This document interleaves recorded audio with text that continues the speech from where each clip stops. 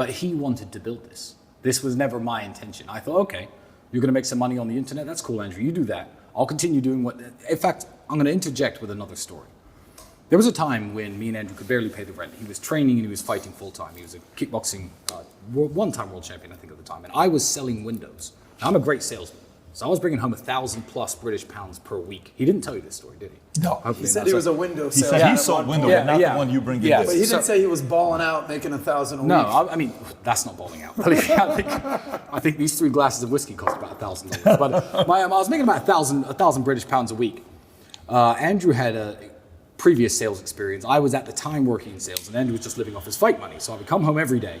I say, I made this much sales, etc. I'll pay the rent. You keep fighting, because I was helping to support his kickboxing career. One day, Andrew looks at me and he says, you know what, Tristan, I'm just going to start selling for the same company you're selling for. We could bring $2,000, $3,000 into the house a week. We'll have a good life. We'll make money. And I said, Andrew, no, you can't do that. You can't do that, because if you are spending all your time chasing sales leads and knocking on people's doors like I am, then you're never going to find the time to discover something better, to discover something that's going to take us out of this crappy apartment. It's going to take us out of this crappy life. So even back then, when I was willing to work away selling windows instead of kickbox, because I got paid almost nothing. I was the European champion at my height. Most I ever got paid was £1,000 a fight. I knew that wasn't the financially viable option for me. I was willing to sell windows to let Andrew continue to have time to train, but also have time to think.